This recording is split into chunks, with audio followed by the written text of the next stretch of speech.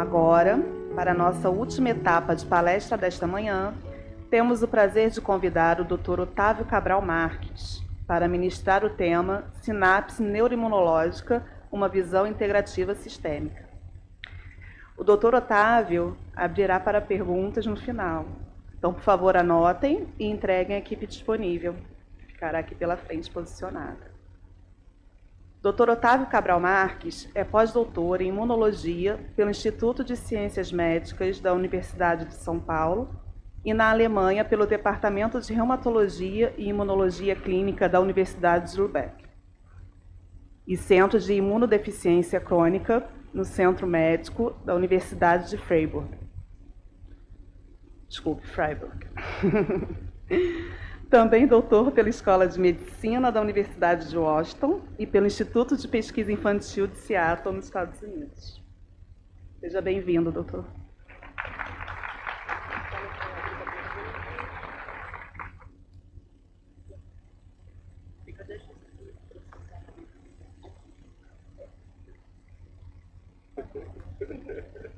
Obrigado.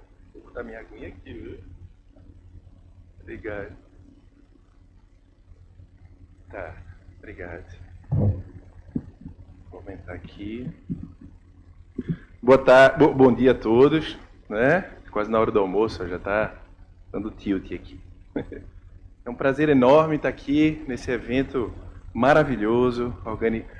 Eu queria agradecer imensamente aos organizadores desse evento, ao Caio, que está ali descendo, parabenizar a todos aí por tanto conhecimento, tanta experiência rica nesses momentos e agradecer também ao João lá em cima do audiovisuais pela ajuda aqui com os slides, o pessoal que desde o primeiro contato que o Caio fez nos acompanhou no hotel, na trajetória, então isso é muito, muito bom, a gente se sentir acolhido e sentir que existe não só ciência, mas existe também muita fraternidade, muito amor aqui pelo que se faz e muito cuidado por esse evento. Então, eu vou, já que está todo mundo aí já próximo do almoço, glicose começando a reduzir, que a gente possa interagir aqui um pouquinho, já que a gente vai falar, eu não vou falar propriamente sobre autismo, mas é uma palestra onde é que a gente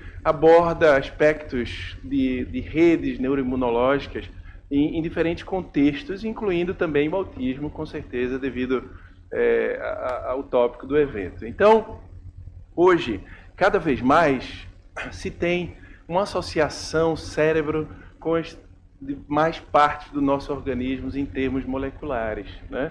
Então, desde o intestino, a pele, o sistema imunológico, todas essas classificações que foram sendo feitas ao longo do processo de desenvolvimento da ciência, desde a Revolução Científica do século XVII, e com a importante dissecação dos sistemas pela visão cartesiana, newtoniana da vida, mas hoje, cada vez mais, a visão sistêmica tem avançado nas ciências e mostrando a necessidade e a importância da gente entender não só as partes, mas também entender o todo e suas interações para que a gente possa, fundamentalmente, entender a vida de uma forma mais próxima daquilo que a vida é. Então, veja, eu vou passar para o próximo slide, só para a gente ver, e perguntar para vocês o seguinte.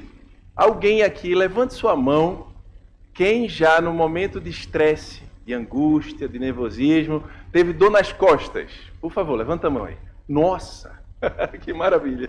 Não, maravilha não a dor das costas, né? Eu digo assim, eu digo maravilha que o conhecimento está associado bem à prática de cada um, dia a dia, né? Ou quem já teve dor de estômago, levanta a mão aí. Opa, tá tendo overlap. Costa, estômago. Quem já teve dor de cabeça, por exemplo? Opa, aí ó, todo mundo.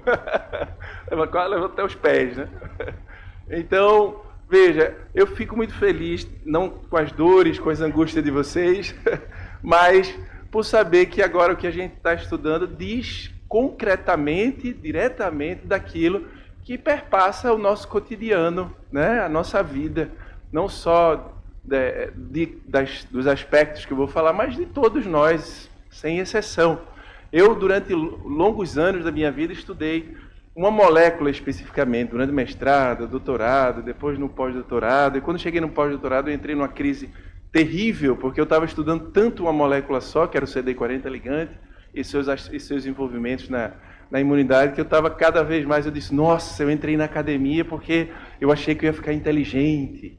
E daí eu comecei a notar que a minha ignorância estava aumentando, quanto mais eu estudava, mais eu estava me sentindo ignorante e angustiado com aquilo. E disse, não, preciso mudar um pouco aqui de área, entender a vida um pouco mais sistêmica. A sensação de ignorância não mudou, aumenta cada vez mais, mas pelo menos agora eu consigo ver, não só em mim, mas no cotidiano, essas interações importantes. Então vejamos, aqui, né, esse pointer aqui é chique, porque normalmente é vermelho, aqui ele faz um negócio que eu preciso aprender. Então, seguinte, nós temos aqui ó, uma associação mente e corpo. Essas dores de cabeça, seja quais forem que cada um desenvolve no momento de estresse, elas acontecem porque o nosso corpo e a nossa mente, elas estão intimamente interligados, né? Então, cérebro, nervos periféricos, sistema imunológico, as divisões que foram feitas, elas na prática não existem. Cada tecido que a gente pega do nosso corpo, nós observamos que existe uma multitude de sistemas que estão interligados e que na prática torna-se impossível de separá-los. Mas veja, por exemplo, aqui, baço, medula óssea, sangue, cérebro, a própria barreira hematocefálica, existe todo um universo dinâmico e sistêmico de interações que estão acontecendo nesses diversos compartimentos. Eu não vou me ater especificamente a cada uma dessas moléculas, né, mas vamos entender essa essência do que acontece. Então, olhando aqui, nós podemos observar essas interações, micróglias, neurônios, linfócitos T, linfócitos B, macrófagos, astrócitos, as diversas células que compõem o nosso eixo neuroimunológico e seu crosstalk. Então, eles estão bem arranjados, espalhados ao longo do corpo, conforme eu mostrei para vocês, conforme a gente está conversando aqui, né? Então, não é à toa que durante momentos de crises individuais, ou crises coletivas, por exemplo, como aconteceu na pandemia da Covid-19, que perpetuou-se durante alguns anos, então vimos o aumento, uma exacerbação dos casos, de diversos casos de transtornos mentais e suas comorbidades associadas. Mas também aconteceu que, particularmente agora, a depressão aumentou significativamente em diversos locais, né? Em diversas partes do mundo. Nós ficamos sem poder abraçar. Veja, eu sou nordestino, amo um abraço, né?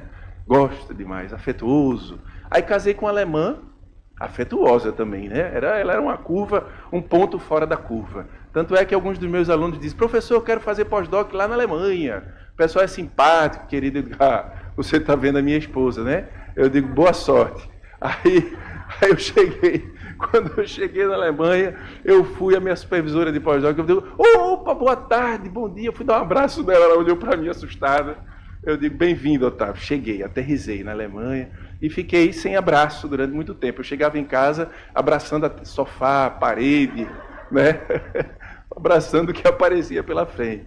E então todos que ficamos aí sem poder dar abraço durante esse período de pandêmico, né? Sem tocar nas mãos, eu vi situações, por exemplo, que um senhor que corria na minha rua e eu olhava para ele dizia, nossa senhora, 80 e tantos anos correndo, fazendo esporte. E um ano depois, de isolamento social, eu estava caminhando na rua, quando de repente eu vi um senhor, assim, estiolando com a pessoa do lado dela, caminhando, precisando de ajuda.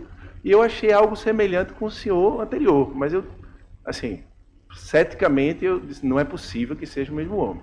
Mas eu perguntei à cuidadora, ele é aquele senhor que andava aqui há um tempo atrás, corria, fazia esporte? E ela disse, é exatamente ele. Assim. Então, a falta do afeto, do amor, do contato social, daquilo que ele fazia, do esporte, do movimento, né, como um todo, social e do bem-estar com ele mesmo, então levou a ele definhar, literalmente, fisicamente. Justamente porque existem essas associações hoje muito bem esclarecidas entre corpo e mente. Então, a depressão ela é caracterizada por alguns sinais, né? Então, alguém pode dizer, talvez esse palestrante esteja no mito errado, não é sobre depressão, mas isso tem a ver com aspectos do transtorno do espectro autista também, que nós vamos ver aqui. Ó.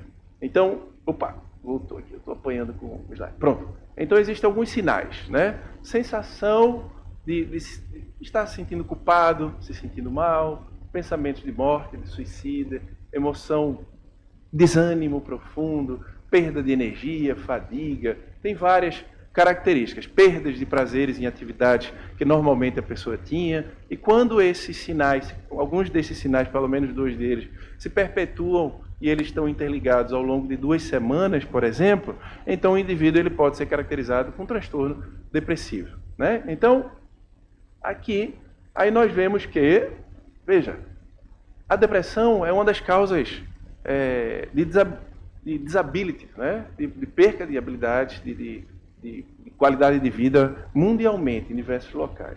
E, curiosamente, a gente vê que ela está associada com ansiedade, ela tem comorbidades com diversos outros aspectos, inclusive com bipolar, com esquizofrenia. Tanto é que quem pesquisa, nós temos um projeto agora, né, um doutorando e alguns outros pesquisadores que estão trabalhando em depressão, a maior dificuldade que eles têm é encontrar um paciente que só tem depressão para poder colher o sangue e dizer que está estudando especificamente depressão, porque ela está no universo, no espectro de diversos sintomas ali.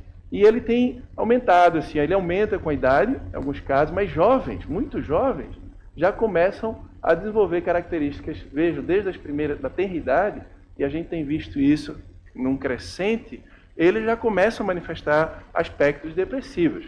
E ela não se manifesta apenas com aspectos emocionais. Conforme eu disse o exemplo desse senhor, desse meu vizinho, então, outros aspectos, câncer, diabetes, hipertensão, problemas de pulmão, psoríase, manifestações alérgicas, né, todas elas fazem parte desse espectro e estão associados com depressão, e cada vez mais o indivíduo que tem aspectos emocionais reduzidos na depressão, prejudicados, eles aumentam a incidência dessas comorbidades. Isso é o caso, por exemplo, também dos sintomas depressivos em pacientes com autismo, né? A gente pode ver que, dentre as comorbidades que afetam os pacientes com autismo, uma delas é a depressão em alguns casos, né? Em muitos casos. E também as mães, os parentes, né, de uma forma geral, mas mais principalmente as mães, elas, por estarem mais envolvidas emocionalmente, aí são aspectos aí serem, não vou entrar nessa questão especificamente, mas às vezes é subnotificada a depressão nos homens porque nós relutamos a expressar as nossas emoções em diversos contextos e os homens acabam, eu me coloco nisso também, hoje eu faço terapia toda semana, mas para expressar as emoções desde quando eu descobri a importância disso, mas quantos de nós homens, por favor, me digam aí, quando a gente ia chorar em algum momento, a mãe, o pai, o primo, o irmão dizia assim, nossa, homem não chora, que é isso? Engole esse choro. Quem já passou por isso, levanta a mão, por favor. Não é possível, só eu. Ah, tá bom, os homens ali. E hoje eu deixei a emoção fluir, porque eu descobri que eu quero viver até uns 140 anos, mas eu descobri que quem não chora, quem não bota para fora, tem tendências maiores também àqueles quadros de comorbidade e tende a deprimir uma hora, queira ou não queira, se não expressar suas emoções. Então, no transtorno do espectro autista, existe também essa incidência nesses casos. Então é o seguinte, existe várias, e agora eu gostaria de ressaltar que eu não vou abordar a depressão de uma forma linear, mostrando um aspecto pontual da depressão, ou um aspecto de relação de causalidade, mas tentar entendê-la sistemicamente e suas interações em diversos contextos, não só em pacientes com transtorno depressivo maior, mas também naqueles que têm outras condições, como hepatite, por exemplo. Vou mostrar alguns casos para vocês, e no próprio transtorno do espectro autista. Então, voltando aqui, existem várias teorias hoje. O próprio eixo HPA, né? A questão da hipótese da monoamina, da redução da secreção de serotonina, os aspectos inflamatórios hoje muito bem caracterizados, aspectos genéticos, epigenéticos, os distúrbios de amígdala, né? de alterações encefálicas em diversas regiões, amígdala, hipocampo e diversas regiões aí específicas. Mas também aspectos psicológicos, né, da depressão, que são, obviamente, muito bem caracterizados. Então, isso se faz necessário que a gente entenda a depressão e suas comorbidades não como um aspecto linear, mas que a gente entenda dentro de um contexto que é a área da medicina onde eu trabalho, né, especificamente, ou pesquiso, né, faço ciência, que é justamente o que a gente chama de network medicina, medicina de redes. Né? Então, essa medicina de rede envolve a gente entender o indivíduo, nos entendermos, né, entender os pacientes e etc., como uma rede, que ele está inserido em redes. Não em redes apenas na rede familiar dele, mas também numa rede social. Né? Existe também, hoje, a Covid-19 deixou isso muito claro, que existem redes de doença, que são chamadas de disisoma. Se o indivíduo tem diabetes, ou se ele tem obesidade, ou se ele tem uma outra característica, isso vai afetar uma doença secundária. Isso é como aprender línguas. Se para o aspecto bom da vida, se eu faço um esporte e quero aprender outro, eu aprendo mais facilmente, eu tenho uma habilidade física para desenvolver melhor. Se eu jogo futebol bem, ou se eu jogo vôlei, eu quiser correr, por exemplo, ou remar, eu vou ter mais facilidade, porque eu já me preparei fisicamente. Com as doenças é a mesma coisa. Se eu tiver uma doença específica, eu tendo a ter outra muito maior, né, em cadeias. Então isso, e tem redes subjacentes aí, redes metabólicas, redes genômicas, transcriptômicas, proteômicas e diversas ômicas da vida que subjazem o desenvolvimento das doenças. Tanto é que hoje o indivíduo não basta ter um gene para o autismo, para a depressão, para uma imunodeficiência específica, mas ele precisa estar inserido também num contexto e ter todo um contexto emocional que o leve a desenvolver aquelas características. Por exemplo, durante o meu doutorado, eu estudei algumas famílias com deficiência de uma molécula específica central do sistema imunológico, onde pacientes com a mesma mutação desenvolviam fenótipos completamente diferentes. Alguns desenvolviam fenótipos muito mais graves e outros muito mais leves, apresentando, inclusive, a ausência daquela molécula especificamente devido à alteração genética que eles tinham.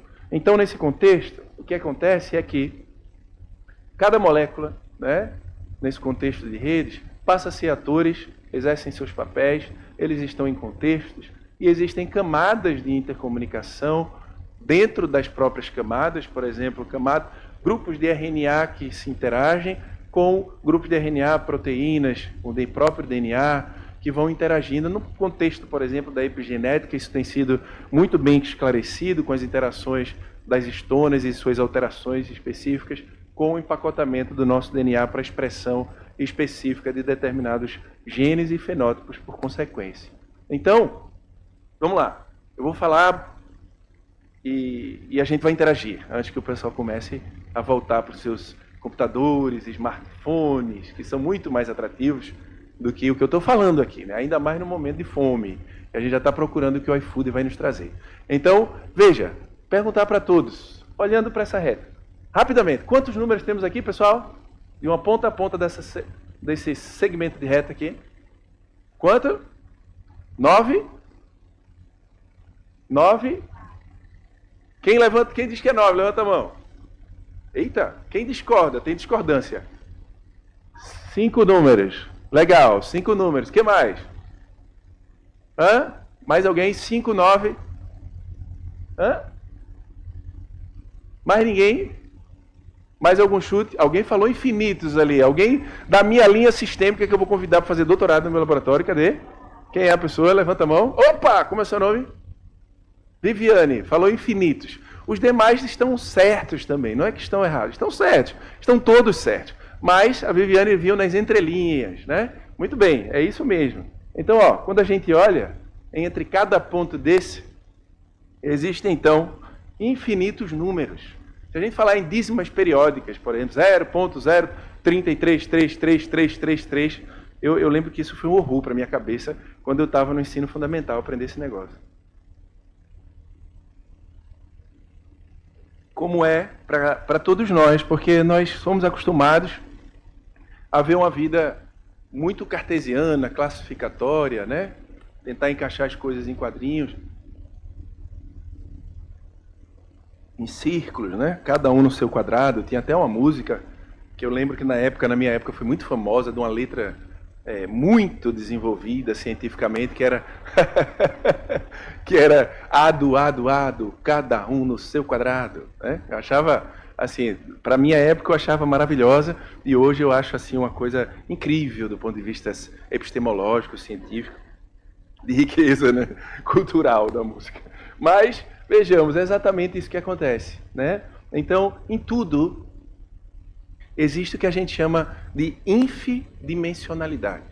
Se a gente olhar para o átomo e for estudar a fundo um átomo, uma molécula, um indivíduo, não dá para a gente estudar e entender o ser de uma forma total. Quando se fala em holismo, sistêmica, a gente tenta aproximar e estabelecer conexões, mas isso gera uma mudança de sentido, e o sentido da mudança. Eu lembro que esse foi o livro que eu vi meu pai lendo. Meu pai era professor universitário também de agronomia, se apaixonou por psicologia, como eu me apaixonei na mesma época que ele se apaixonou por psicologia. Obviamente não ao mesmo tempo, né, mas quando eu cheguei na idade que ele estava. E eu vi ele lendo esse livro, e eu achei fantástico, assim, né? Fiquei apaixonado por aquilo, porque ele disse: meu filho, existe uma rede sistêmica, eu vou lhe indicar alguns livros. Assim, ele estava lendo e eu engoli aqueles livros, de tão prazeroso que aquilo foi para mim. A Teia da Vida, do Fritjof Capra, ele estava muito em moda na época que eu estava na universidade, nos anos, se eu vou dizer minha idade aqui, né, mais ou menos, quando eu entrei na universidade em 2001, mais ou menos, né? Então, veja, tem vários outros livros que me chamaram a atenção: Ponto de Mutação, a necessidade da gente mudar e ver a vida integrada, né? Ali, ó, as conexões ocultas que há, como é o nome, Simone? Viviane, perdão, assim, não é Alzheimer, assim, Viviane, é porque... Obrigado. Então, veja, e a gente tem aqui, ó, a visão sistêmica da vida, que é essa necessidade da gente ver. Esses livros já saíram há mais de décadas, mas a gente ainda continua nas escolas, nos diagnósticos, na universidade, na própria ciência, ainda vendo e entendendo a vida muito cartesianamente, o que é fundamental. Não desprezo isso de forma alguma, porque estamos aqui graças a essas observações, esse paradigma. Mas se faz necessário que a gente o expanda, para que a gente possa entender essa sistêmica, a vida de uma forma como um sistema. E como é que a gente faz isso? No laboratório, nós procuramos acessar... Eu deixei de ser um cientista molhado, que a gente chama, né, que trabalha num laboratório molhado, que chama Wet Lab, para trabalhar num Dry Lab. Por quê? Porque o mundo está produzindo dados assim, abundantemente, e hoje existe um conceito que é chamado ciência Open Science, que é a ciência aberta. E esses dados ficam depositados nos mais diferentes bancos de dados. Existem bancos de dados para transcriptoma, GO, que chama Gene Expression Omnibus. Existem dados para proteômica, que é o Proteome Exchange. Tem dados para psicologia, dados para os mais diversos dados. E a gente pode acessar esses dados. A gente pode... eles muitas vezes vêm com metadados, que são dados, outros dados como citometria de fluxo, dados de idade, de gênero, de comorbidades que os pacientes apresentam. Então a gente tenta juntar esses dados em bioinformática no Dry Lab. Nosso laboratório só tem computadores, né? Às vezes tem uns alunos que entram em crise e que querem fazer experimento, eu tenho que mandá-los para alguns colaboradores, mas se faz necessário que a gente junte esses dados. Então a gente faz bioinformática, vê as relações entre as moléculas para tentar entender os mecanismos, a etiopatologia das doenças de uma forma sistêmica, conforme eu mudei para vocês. Por que é que nós todos precisamos de bioinformática? É esse dilúvio. Hoje tem tido um dilúvio de dados, de informações. Hoje eu vejo pesquisadores, nós corremos atrás de grants, de dinheiro para fazer pesquisa, mas com o computador, na pandemia foi o período que eu comecei a produzir muito mais informações a partir de dados que já existiam e que eram subanalisados, porque com essa pressa de produzir, às vezes o cientista produz muito dados, não explora ele intensivamente e a gente precisa mudar para outra área, pesquisar mais a demanda social, mas os dados ficam e eu brinco que nós somos recicladores de dados. Nós pegamos os dados e tentamos tirar informações que outros pesquisadores não viram. Então, muito bem. Então, o que é que acontece? O que é que a gente faz? Otávio, então, como que faz para chegar nesses dados, para gerar informação. Então a gente acessa os bancos de dados, conforme eu falei para vocês, analisa quais são contextos, TEA, transtorno do espectro autista, TEA com depressão, sem depressão, COVID com depressão, sem depressão, né, versus o controle saudável, e a gente monta todo o esquema de case control que é necessário para a ciência, e da gente ver quais são as proteínas, os genes diferencialmente expressos. A gente passa a entender as comunalidades e as especificidades, tentando entender a relação entre esses dados. Faz análise da interação, que a gente chama de interactoma. Quando a gente fala oma, vem de soma, de corpo. São corpos de informações. São várias moléculas observadas ao mesmo tempo, né? E a gente faz uma análise de gene ontology, que é a ontologia, que é a função específica de um determinado gene ou de uma determinada proteína, para tentar achar aí as assinaturas imunológicas, estratificar os pacientes e tentar achar biomarcadores que possam dizer alguma coisa para a gente do ponto de vista prático, clínico, e novos alvos terapêuticos também que possam ser explorados para o desenvolvimento de drogas e novos tratamentos para os pacientes. Então, aí volta-se para o laboratório, fundamental, fazer essa interface, laboratório e bancada. Eu lembro que o Haroldo Dutra Dias, um grande juiz de direito, mas ele está fazendo doutorado agora também, uma mudança de carreira, e ele está em transição de carreira para esse aspecto científico. Ele diz, Otávio, a bioinformática sem os experimentos é como um gigante sem pés, né? E a mesma coisa, e o experimento sem a bioinformática hoje em dia é como sair por aí atirando no escuro para caçar alguma coisa, sem luz, né? Então a gente precisa dessa interconexão. Analogia muito sábia do Haroldo. E daí o que acontece? Eu fiz isso ao longo do pós-doutorado, encontramos, eu lembro, doença reumática. Vamos ver quem tem aqui, vamos fazer uma pesquisa aqui. Alguém conhece alguém com doença reumática, artrite, lúpus, ou tem alguma das doenças reumáticas, dor no joelho, alguma coisa assim? Opa! Ó, pronto. Parece que eu estou comemorando, mas não é só para interagir, tá? Muito bem. Então, veja, quando eu cheguei no laboratório, a professora Gabriela Rimecast, na Alemanha, ela disse, Otávio, toma as tabelas aqui para poder a gente analisar e começar a estudar especificamente alguns anticorpos. Eu disse, professora, aí eu vi aquela tabela de Excel enorme, gigante, eu estava me apaixonando pela bioinformática, e daí a gente começou a pegar os dados, ao invés de fazer análises verticais, o que aumenta, o que reduz, eu disse, professora, vamos ver as relações? Eu já estava me apaixonando pela psicologia, né? Estou me formando no final desse ano como psicólogo também, eu sou o titio da turma, né? E daí precisamos entender as relações. Existem muitas relações ocultas entre as linhas, entre cada número existe muita informação que precisa ser explorada. Então aqui, ó, se vocês verem, M é homens, male, e F, females, abaixo, acima de 65. Quando eu coloquei aquilo a partir da tabela de Excel, fizemos um correlograma, que é correlacionar todas as informações, cada variável com outra, assim, centenas de variáveis, e nós fomos vendo que formavam clusters, né? Grupos de moléculas que se correlacionam positivamente e negativamente. É como numa sala de aula, onde a gente tem mais afinidade com um grupo e menos afinidade com outro, de acordo com a função, com as características, com as afinidades. Então acontece isso também no mundo molecular, também. De forma diferente, obviamente, mas correlacionada analogamente com isso que a gente vê numa sala de aula, por exemplo, numa família, num grupo de amigos. Então, o que acontece aqui? Ó? Os pacientes com esclerose sistêmica, observem no canto superior inferior direito, que eles quebram suas relações. Então, a gente começou a ver, em diferentes contextos de doença, de saúde e doença, o que acontece existem moléculas altamente correlacionadas, não todas, obviamente, mas algumas delas, cuja relação aumenta e cuja relação pode reduzir. É como se, de repente, começasse a pegar fogo nessa sala. Temos ali o nosso bombeiro, né? Queridíssimo, importantíssimo para a gente. Se pegar fogo, ele vai vir apagar o fogo e vai vir mais uma turma toda de bombeiros aí nos ajudar a salvar a nossa vida, né? E vai apagar. E nós, obviamente, por segurança, temos que sair correndo para não atrapalhar o trabalho deles, né? É isso. Então, é mais ou menos assim. Algumas moléculas aumentam suas correlações, vai vir mais bombeiro se correlacionar para apagar o fogo, e outras vão sair e vão se dispersar. É isso que acontece nesse universo. Então, no caso da esclerose sistêmica, vários anticorpos, várias moléculas passam a quebrar suas correlações. Isso vale para as mais diversas doenças que nós temos estudado.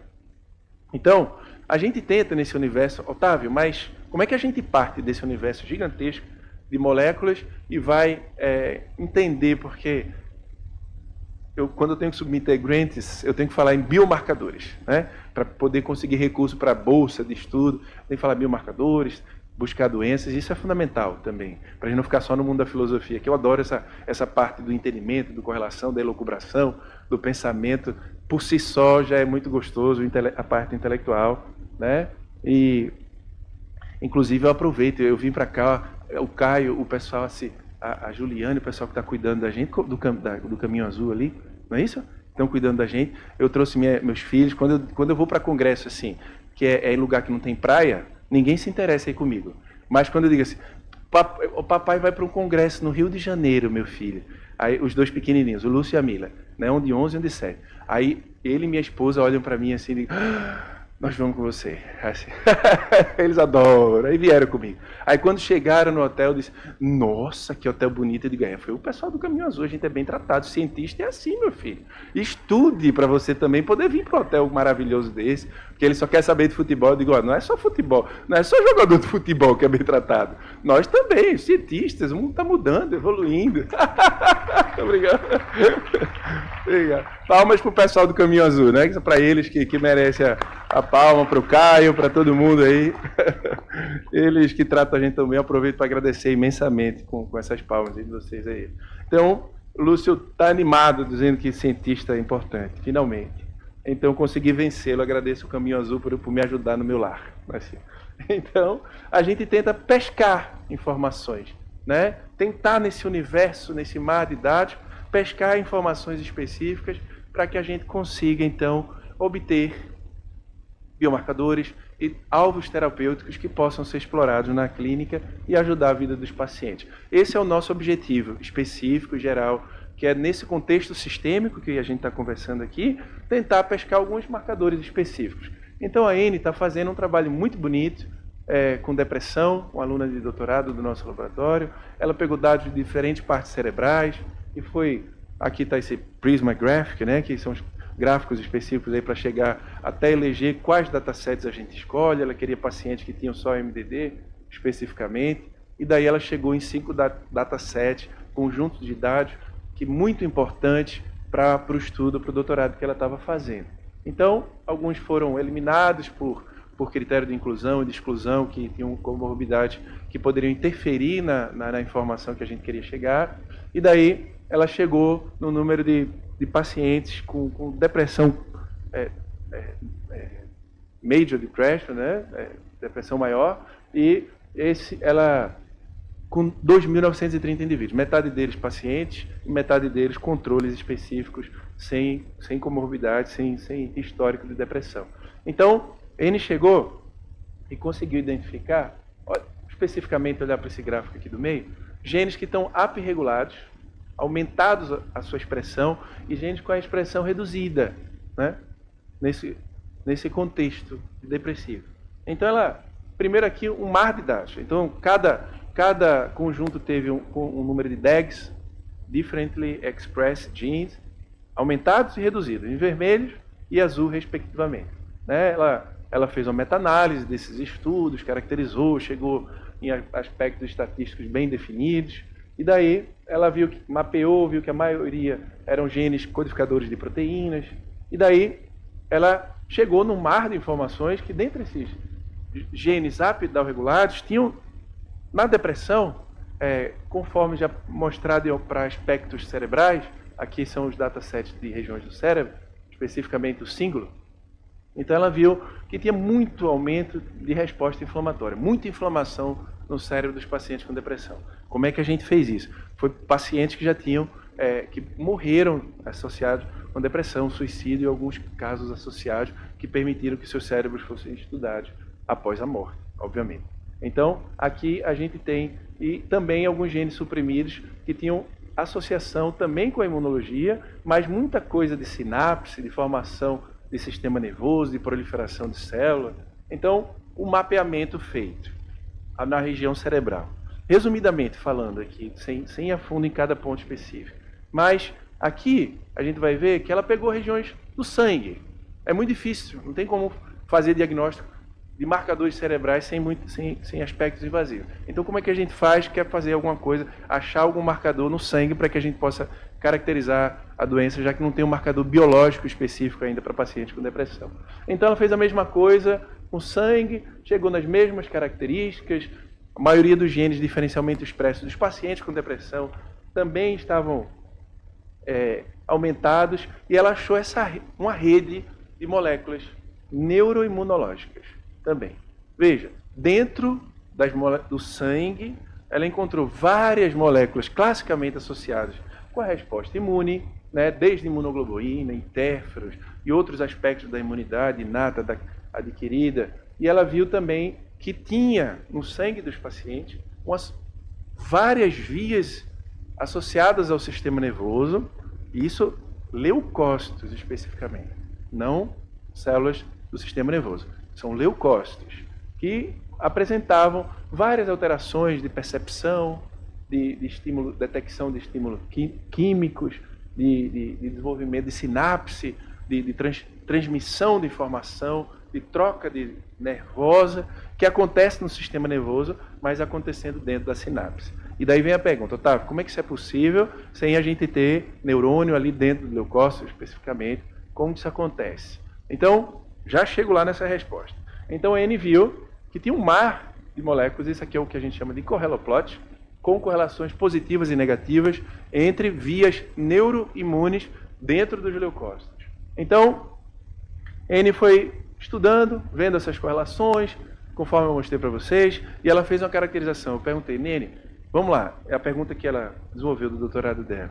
Então, quais dessas moléculas são associadas à sinapse? Então, tem um programa específico, uma ferramenta de bioinformática chamada Synapse Go. Como é que a gente faz? Vai lá na sinapse e joga todos os genes que a gente obteve diferencialmente expressos e pergunta para o programa quais são associados à sinapse, e o programa caracteriza especificamente e quais vias sinápticas específicas que eles trabalham. E a gente obtém esse resultado desse forma. Certo? Então tem genes envolvidos na sinalização, metabolismo, organização, fenda pré-sináptica, pós-sinápticas. E daí ela foi estudando, avançando, e viu que dentro desses genes ela fez uma análise de redes também, mais uma vez, que é o objetivo do nosso laboratório, entender sistemicamente aquela resposta. Então ela vê que tem vários genes up'n-down-regulados associados à sinapse dentro lá dos leucócitos, fazendo alguma coisa que a gente está estudando agora no momento, que em breve eu já falo para vocês. Então, vamos para os biomarcadores. N, desse mar de moléculas, quais são os mais importantes? Então, N fez o que a gente chama linear discriminante analysis, para a gente conseguir categorizar os mais importantes e ver quais desses genes separam os pacientes com ou sem depressão. E daí ela chegou num grupo de genes aqui, está aqui para vocês, dos genes de pacientes com depressão. Ela viu, será que se essa rede também vale para infecções? Pegou pacientes com Covid-19 que estava com e sem depressão, e também tem um conjunto de genes que separam bem esses pacientes, mostrando, assim, dando insights por que a Covid-19 pode afetar a nossa resposta imunológica a partir do estresse, não só a partir dos mecanismos imunológicos disparados pela resposta antiviral ou pela imunodesregulação desse vírus, mas também pela desregulação emocional que acontece nos indivíduos a partir do medo, da angústia, que todos nós vivenciamos durante a pandemia. Então, aí ela fez o que a gente chama de disisoma. Ela pegou alguns desses genes e foi vendo dos mais importantes. Aí chegou naquele ponto, eles não eram só para depressão específicas. São genes que são associados com psicose, com perdas de memória, né, com aspectos de idade, com ilusão, esquizofrenia, ansiedade.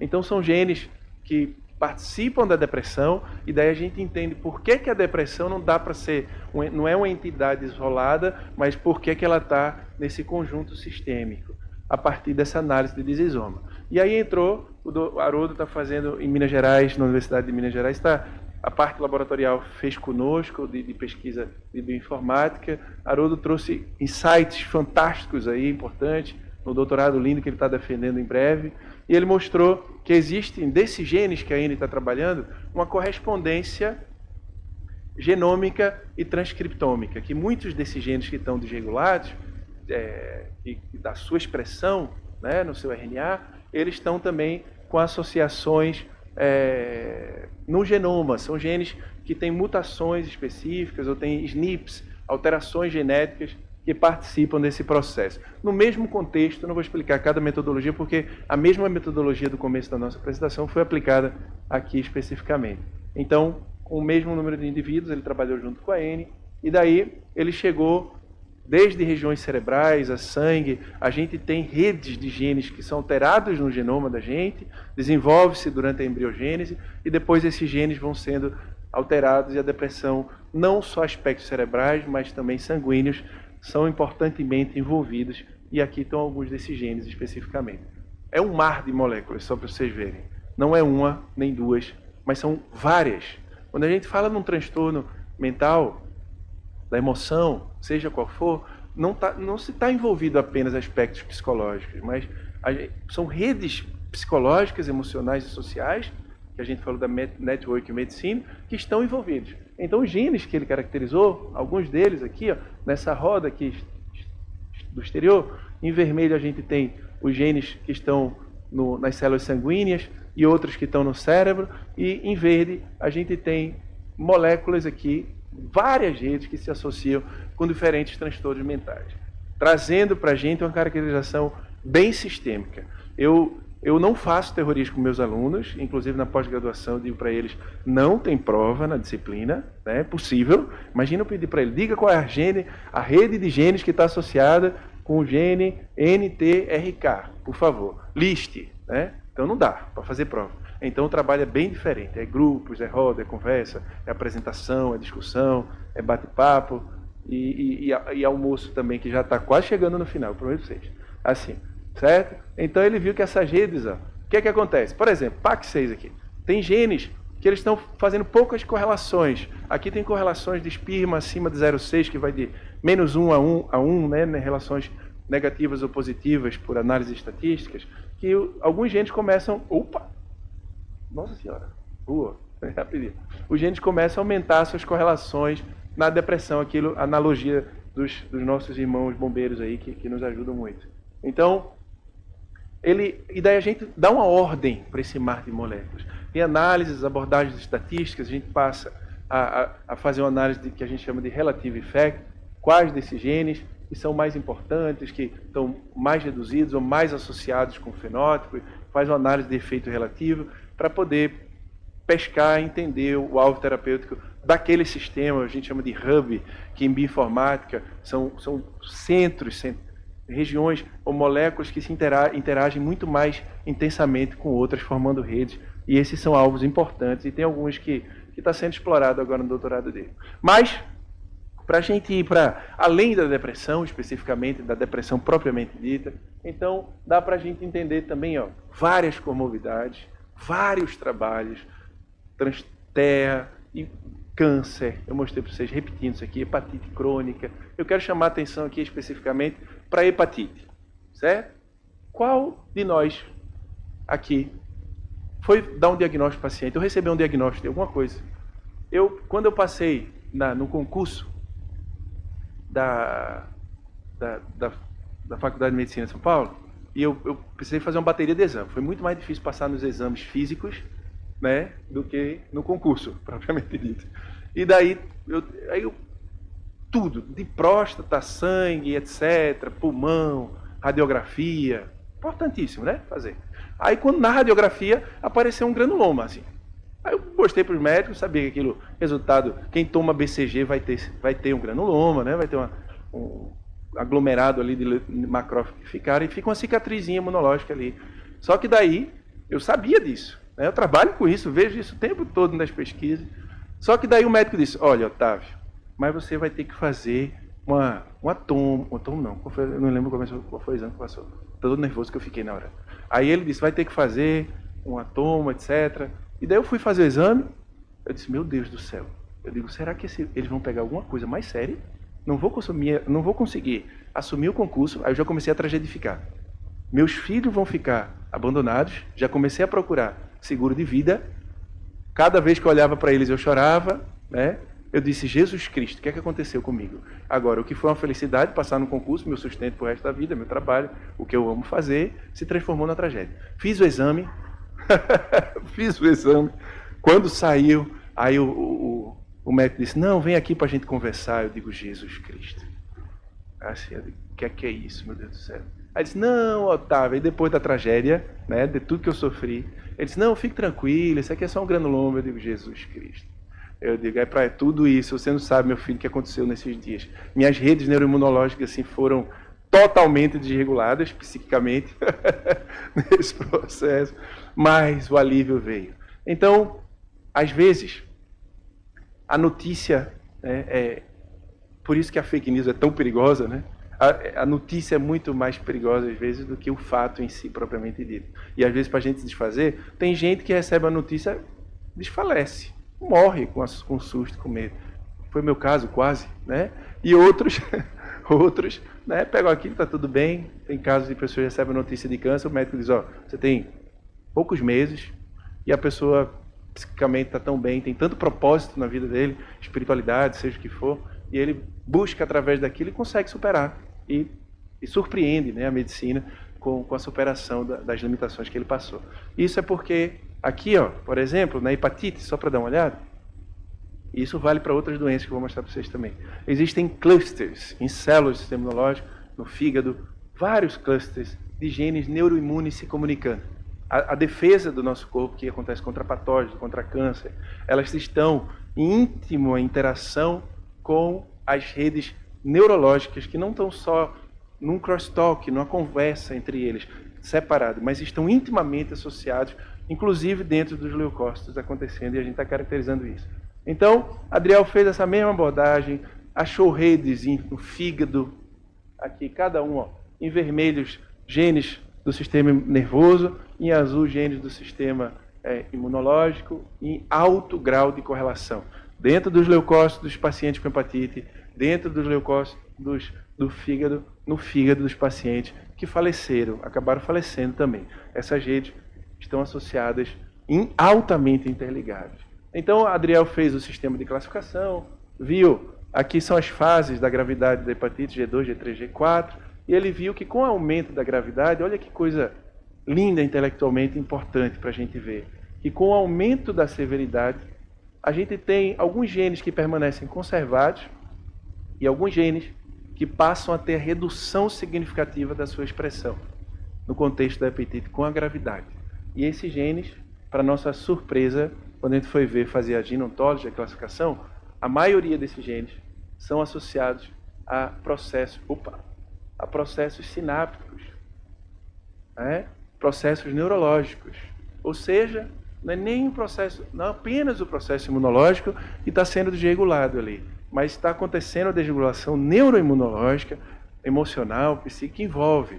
Daí hoje a importância de termos diversas instâncias hospitalares, pessoais, o acompanhamento psicológico, emocional dos indivíduos, porque isso conta e não é pouco para o desenvolvimento, o sucesso ou não de uma terapêutica, né?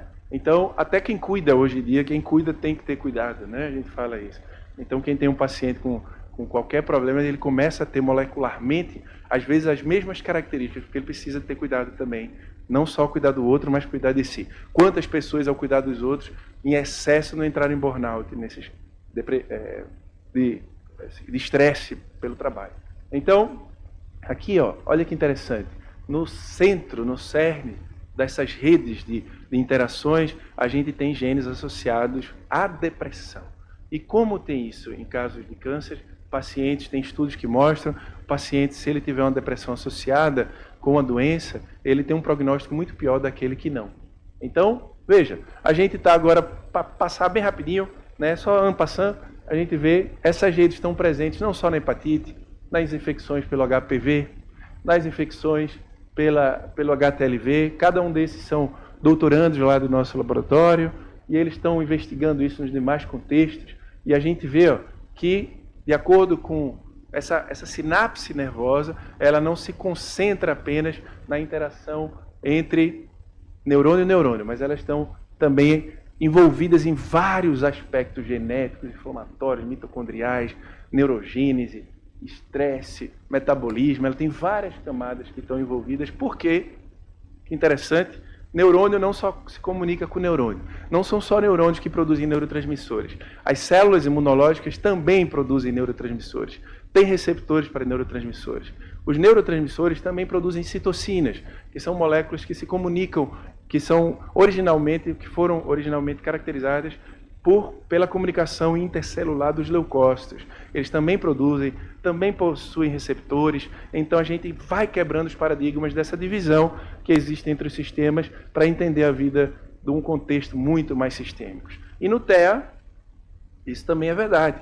O que é verdade para algumas características patológicas, porque nós somos um todo, não importa em que contexto a gente esteja. Também existem aí várias moléculas relacionadas a sinapse, existe uma sinapse patologia também no TEA, em outros contextos. Mas, veja, é possível também mudar essa realidade, porque essas moléculas biológicas, elas não estão isoladas do nosso lado psicológico. Então, existe um conceito que a gente chama de exposoma, que é o conjunto de tudo que nós estamos expostos no ambiente. Eu estava com uma certa alergia no olho, em São Paulo, um ambiente limpo, né? Sem poluição, né? Sem emissão de fumaça. E daí, quando eu cheguei aqui, que eu estava chegando, eu já comecei a sentir a melhora quando eu estava passando a ponte Rio-Niterói, né? Aí quando eu cheguei, hoje eu acordei cedinho, fui correr no mar, areia fofa, delícia antes de vir para cá. Eu sou da praia de Boa Viagem, adoro correr, né? Da região do Alceu Valença, né? Para quem gosta. E daí eu já me senti melhor, saí, a alergia sumiu no olho, parou de coçar. Ficou uma maravilha, pelo ambiente. Opa, aqui dizendo, pare de falar, que está na hora. Que o pessoal quer almoçar. Mas, estou acabando, prometo. Então, essas interações, ó, ministro uma disciplina aqui no nosso laboratório, e tem uma disciplina que chama psiconeuroimunologia. E eu tive, no ano passado, na disciplina, dois estudantes dois PhDs que eram autistas. E eu fiquei surpreendido. Elas disseram, professor, sou autista. De como? Assim, porque eram os mais inteligentes da turma. Elas ajudavam os professores. Tem um professor que precisava fazer podcast, tem um professorzão famoso lá da USP, e eu descobri que era a menina que era uma delas que ajudava o professor, coordenava tudo, inteligente.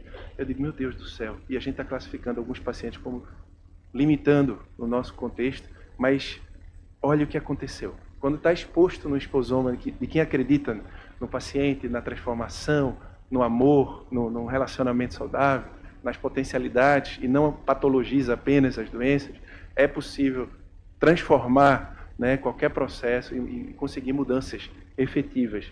E esses estudantes se destacaram na turma. Foi uma coisa impressionante. Então, aí entram alguns pontos que ficam para a nossa reflexão, que é cada vez mais necessário. Eu fui perguntar para a aluna, de repente eu estava apresentando as redes imunológicas, falando de psicologia, aí uma das alunas já começou a fazer associações com espiritualidade.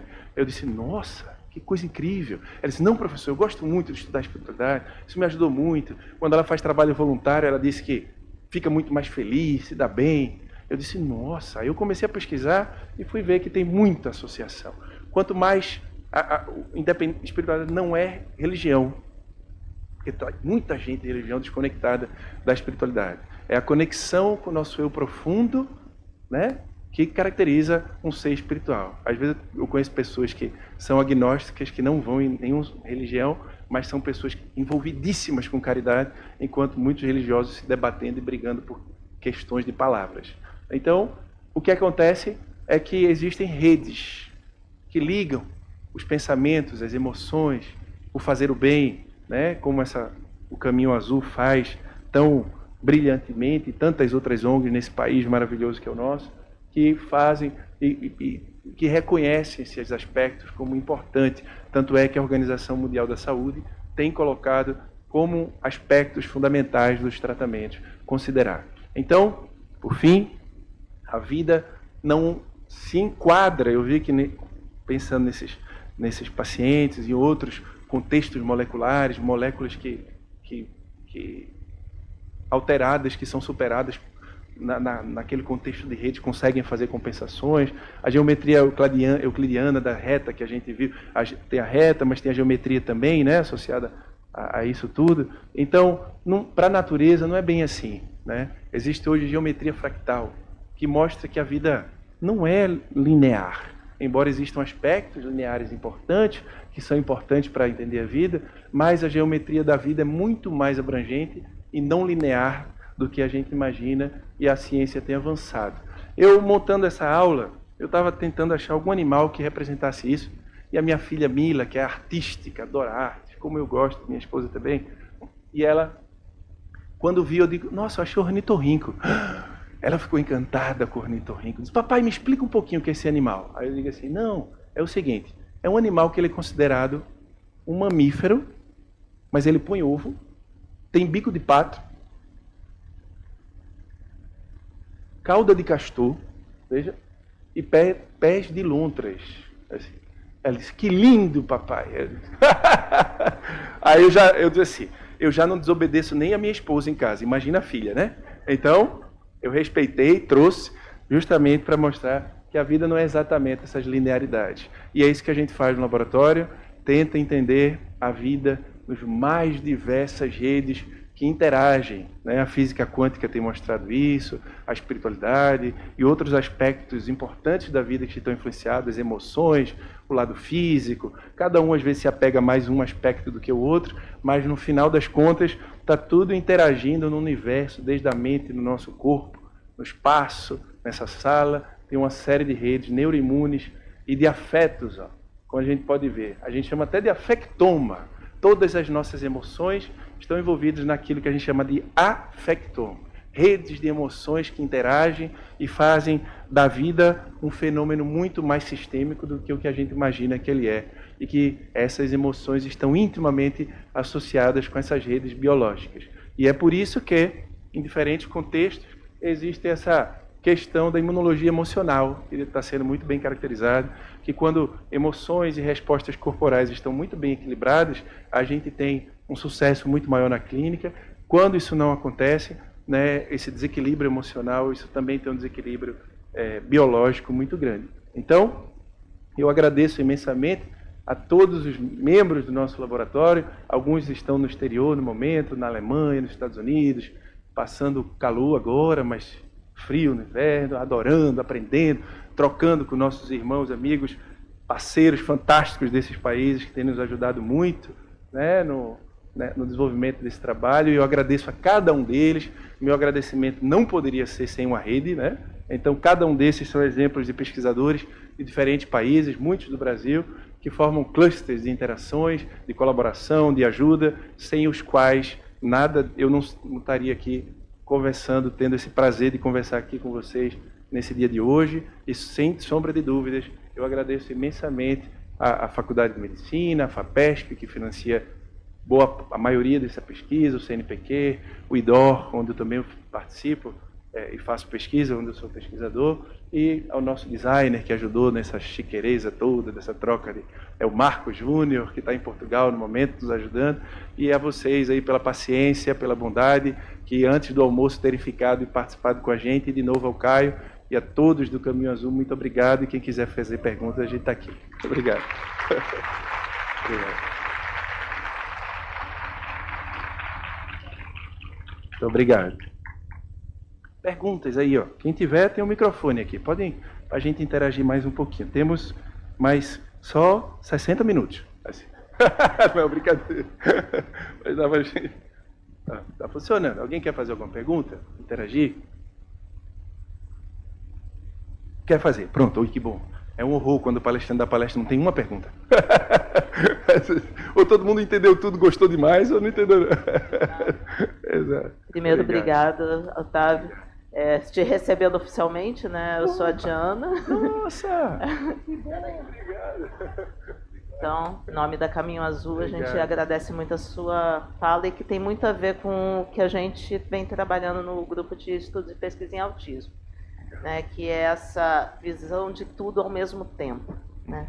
E eu sou da biologia marinha, então eu sou ecóloga, né? Lindo. Então é tudo.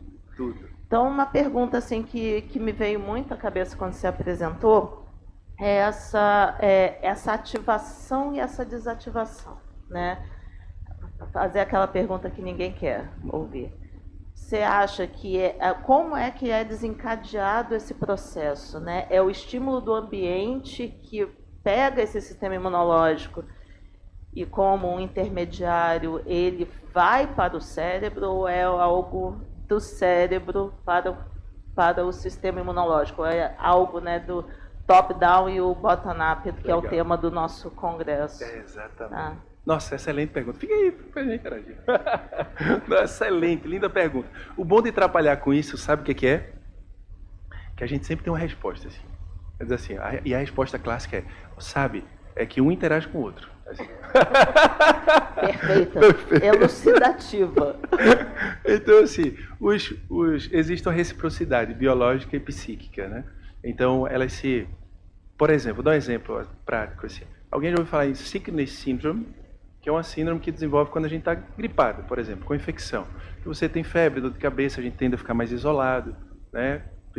O corpo, o sistema imune bota a gente para ficar mais descansado. E nisso existe uma interação muito forte, imune e sistema nervoso, né? E, por exemplo, quando a gente tem uma notícia dolorosa, não depende de como a gente encara aquilo.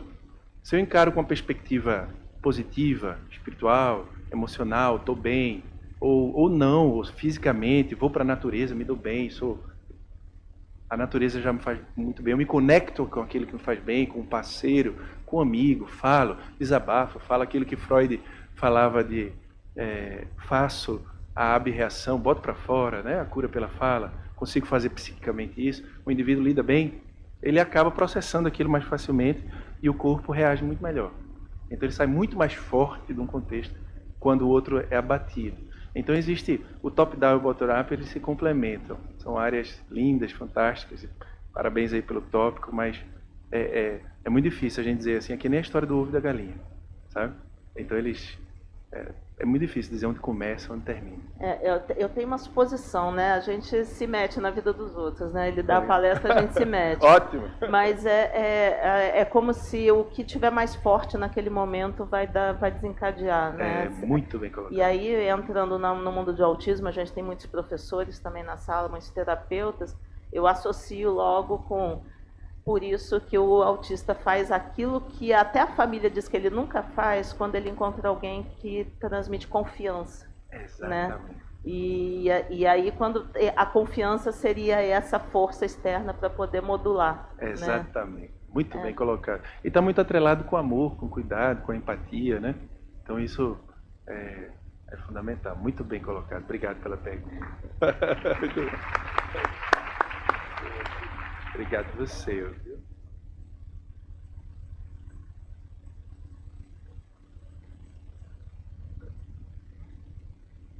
Mais alguém? Opa, olha lá. Ótimo. Muito bom. Muito obrigada. Vem cá. Aqui, ó. Vem ver. Olá, boa tarde. Obrigado. Bom, eu dou um abraço também. Todo mundo. Não, eu estou aqui porque eu tenho um amigo baiano que eu tenho um carinho enorme. Então, estou aqui.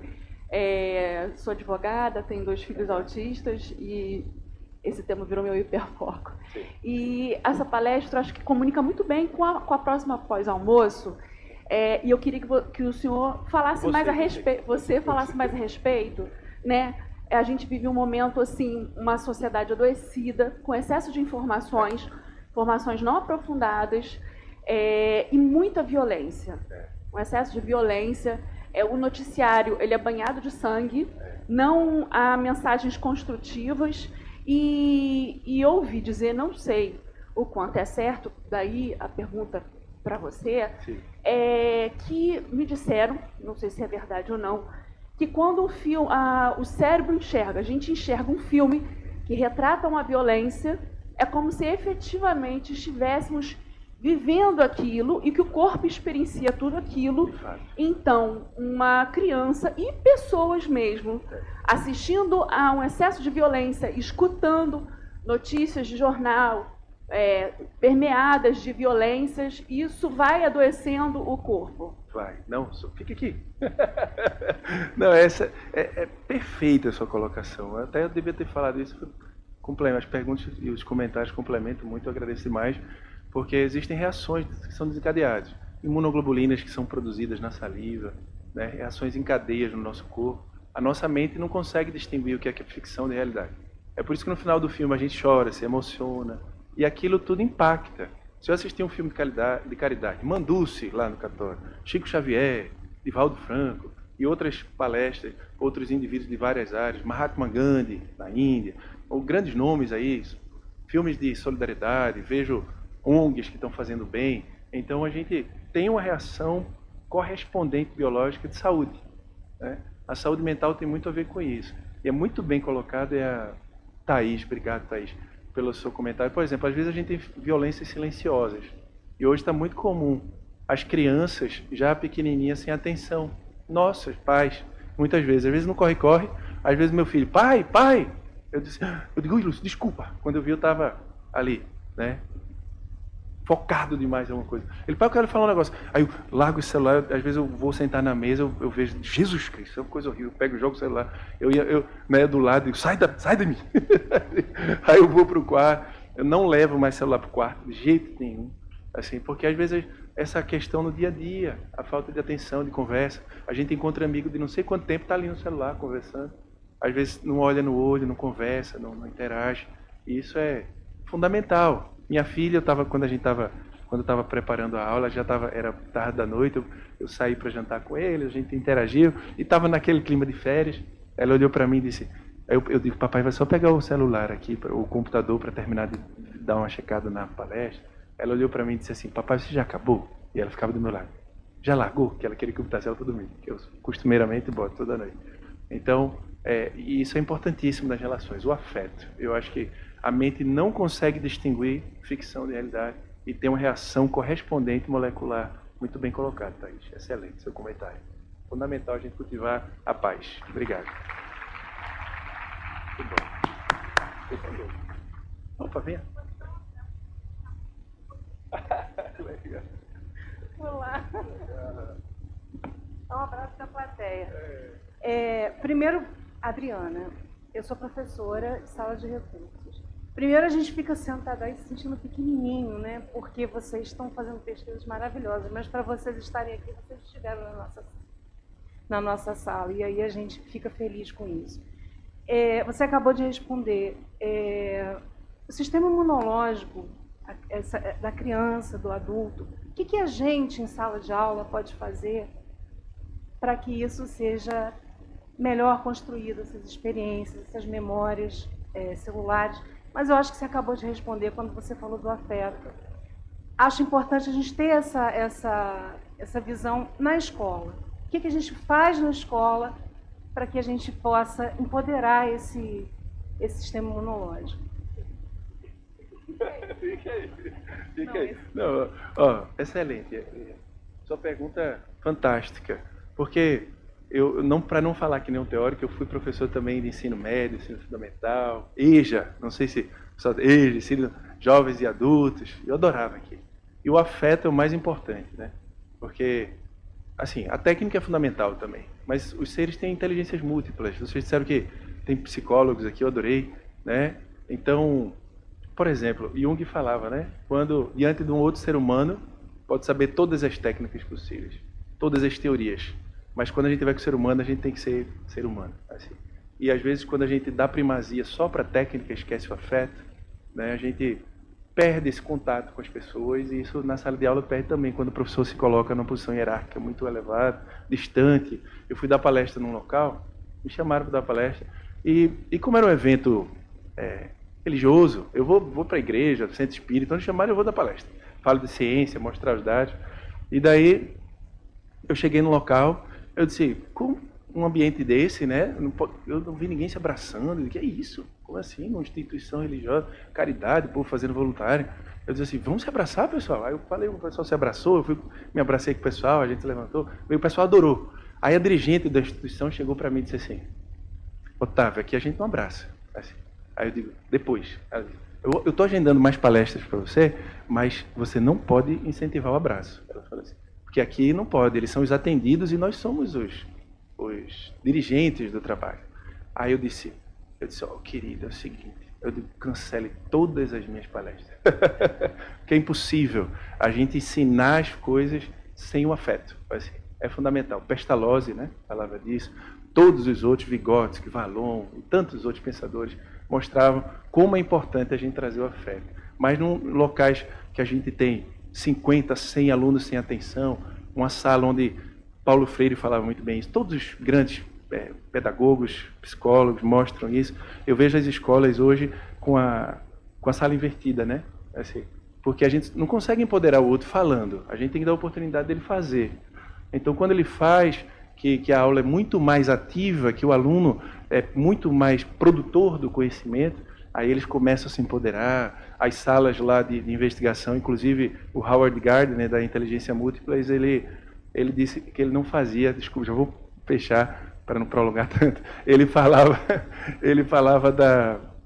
que ele não faz os diagnósticos do QI especificamente. Hoje a gente tem QI, né? Tem QE do Eduardo, do Goleman, que fez da inteligência emocional, e tem o QI, da QS da Ana Zohar, da inteligência espiritual, que é o que eu penso, o que eu sinto, a emoção, e o que eu sou, respectivamente, que é a inteligência espiritual.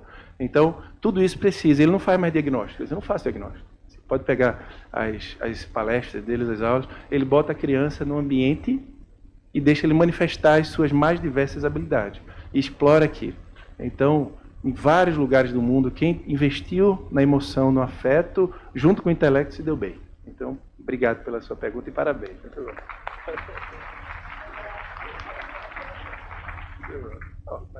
Tem mais um. Pode? Ótimo, ótimo. Tá bom, obrigado. Tudo bom? Bom, eu... Vamos lá, professor.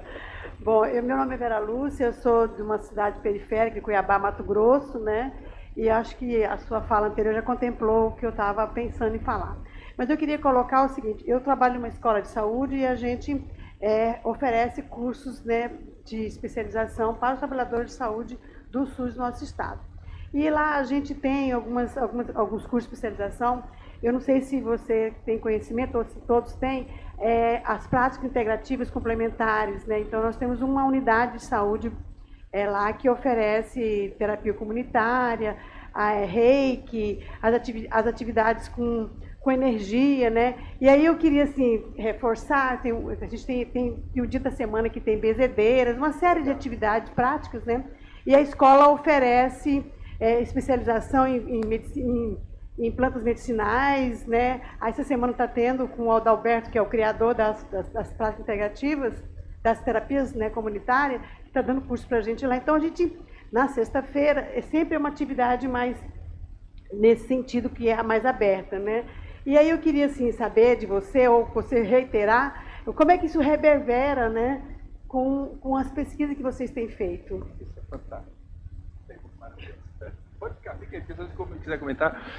Seu nome? Vera Lúcia. Vera Lúcia, obrigado. Vera, que comentário maravilhoso.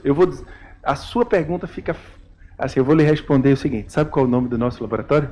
Psiconeuroimunologia Integrativa Sistêmica. Assim. Então, tudo que você acabou de falar aí, sabiamente, eu acho fundamental. Felizmente, o Sistema Único de Saúde, os médicos estão começando a integrar esses outros aspectos, entender o ser humano de uma forma mais global, porque é simplesmente maravilhoso. Não dá para trabalhar, não dá para atender ser humano como se fosse máquinas. A gente não é máquina, assim. Isso é um paradigma antigo. A revolução foi necessário no século XVII, XVIII, para a gente poder desatrelar a fé não raciocinada, os impactos assim, das distorções religiosas que aconteceram ao longo de toda a história da humanidade e acontece hoje, particularmente, mormente na Idade Média, mas hoje é um pouco diferente. Então, está acontecendo uma aliança entre ciência e religião. E tanto é que a religião está passando a ser estudada como ciência. A gente entra no PubMed, por exemplo, onde a gente publica todos os artigos, desde a descoberta do DNA, em 1953, por Watson e Crick, até estudos de espiritualidade, de práticas integrativas, de benzedeiras, de experiências não ordinárias. Tudo isso tem sido considerado fundamental. Então, lá é interessante que chega, não trabalho é dentro do horto florestal. Então, essa unidade básica é dentro de um horto florestal que a gente tem na cidade. Funciona com situações muito limitadas, né? Às vezes a gente acha que é até insalubre, porque esse é uma área da saúde que é patinho feio, mais pobre de tudo, vamos dizer assim, né? Mas, assim, chega para ser atendido lá, as pessoas buscam o serviço em cima de uma condição, como você falou, de depressão, uma condição de sofrimento emocional, uma dor emocional grande.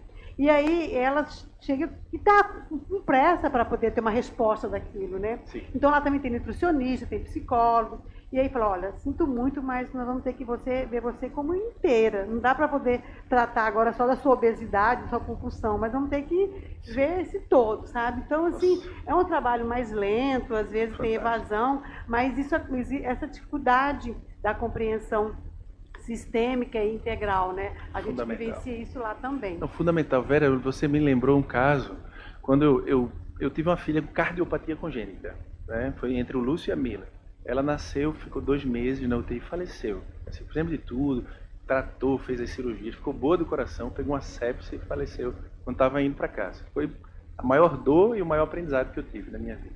Mas isso, e logo depois, eu tive uma crise muito grande emocional, perda de um filho, quem já perdeu sabe quanto dói, e comecei a fazer trabalho voluntário, eu dizia, eu preciso ajudar a criança, fazer coisa para poder curar aquela ferida. Só que antes do processo, eu comecei a ter uma crise de soluço muito forte. Assim, uma crise absurda. Fui em tudo que é médico, assim, passei médico. 5 dias, eu já estava quase uma semana soluçando. Eu disse, Lena, eu vou morrer de cansaço, assim, que eu não aguentava mais. Aí eu falei com a médica que trabalha com parte integrativa, usei todas as tecnologias possíveis, exames, nada. Aí a médica olhou para mim pelo telefone, assim, que coisa incrível. Beatriz Costa Carvalho, ela faleceu recentemente de um tumor cerebral, mas chamava ela de Madre Teresa Calcutá da medicina. E daí ela olhou para mim e ela disse assim, Otávio, assim, pega um chá, sente na cama, relaxe emocionalmente e procure trabalhar suas emoções. Foi uma dor muito grande, ela falou. Aí eu disse, é mesmo, e aí botei para fora, fui fazer psicologia, fui chorar, fui fazer. Aí ela falou isso para mim.